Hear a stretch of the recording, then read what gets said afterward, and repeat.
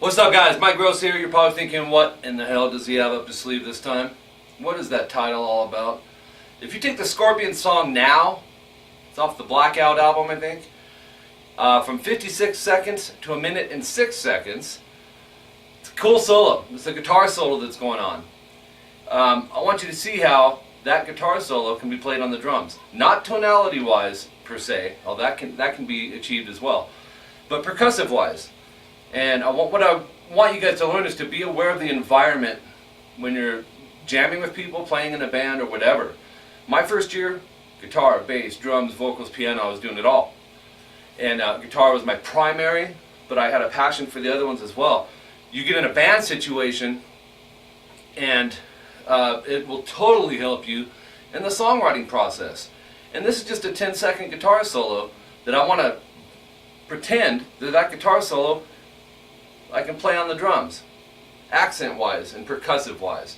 It'll help you in your songwriting if you're aware of all these other elements going on when it comes down. Not that you're going to necessarily play every little accent kind of the way I'm going to do it, but it tells you know the song in and out, and it's up here. And then you can pick and choose where you may want to take part of it and play directly with them. A lot of times the drum just grooves and does its own different thing with the bass player.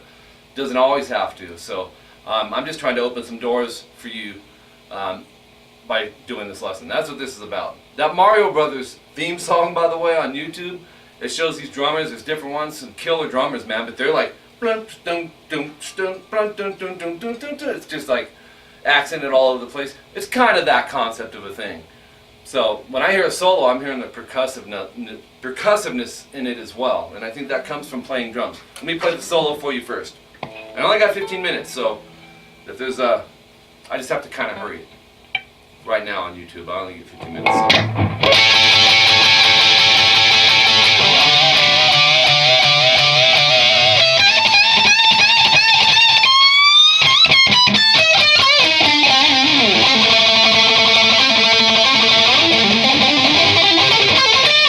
That last little pentatonic riff, Matthias does a little bit different, but it's the same percussiveness. In other words, the beat of it's the same.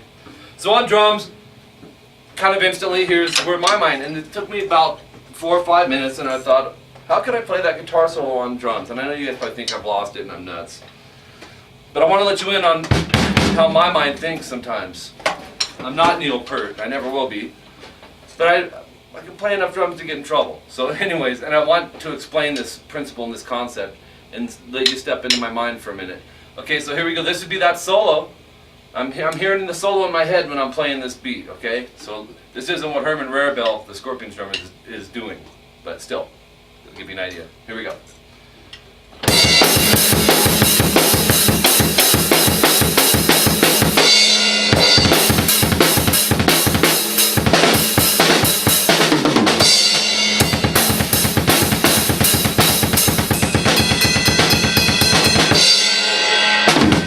Except for the boogada-boom. Okay, so if I could mouth that to you, I've got this solo split up in my head a few different ways. The first part, man, I'm just thinking communication breakdown, man, from Zeppelin.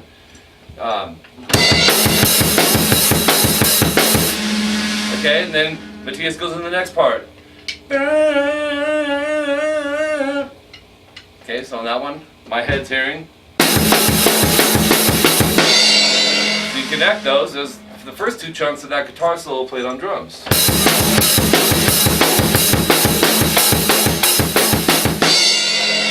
And then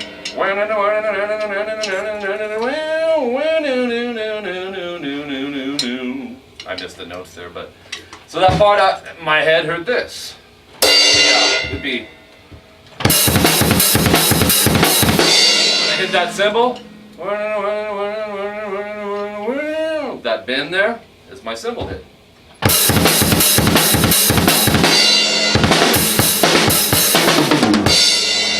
Okay. That would be. Following me, kind of, sort of.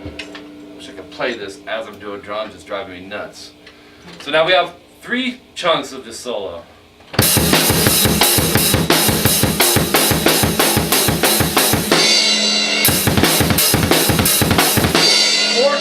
now, counting this.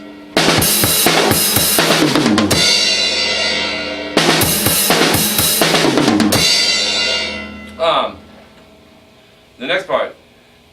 Damn it, I'm just gonna show you. In a breakdown here, man. In a breakdown. Yes, Mike Gross has lost it. Here's what we got, man. There's a double bass beat part that I'm gonna show you at the end. The first part was this, right? Communication breakdown part. Okay? Then we had this part with the bands. That's where I'm going. The next part went like this.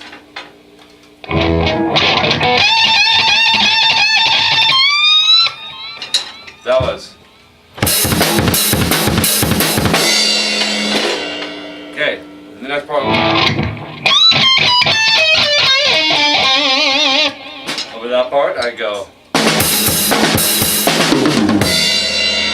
Okay?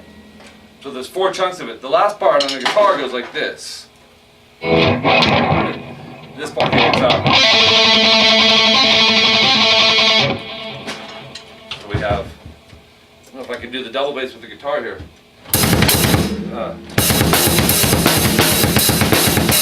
Do like a turnaround on that snare head. So.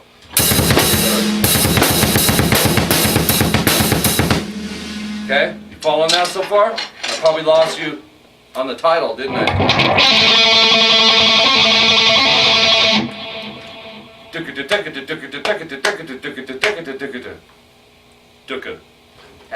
Alright, then. This part. Matthias does this a little bit different. Because I know he's doing something like.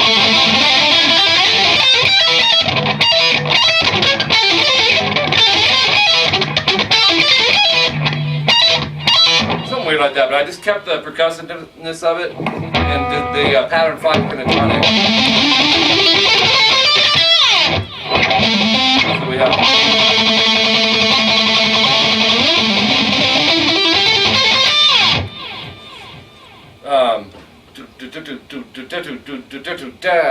But I'm doing that as a double bass beat, so it's like. Okay? So the whole double bass part from the 16th note, this part, tunnel part, stay from there.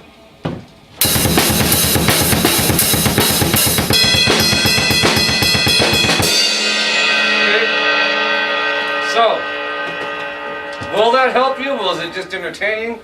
Does it completely make no sense and it's like, what the hell? But that is a little piece of Mike Gross's mind and how I think with music. If I was Scorpions drummer back then, playing this, I wouldn't play that beat as Matthias is doing that solo.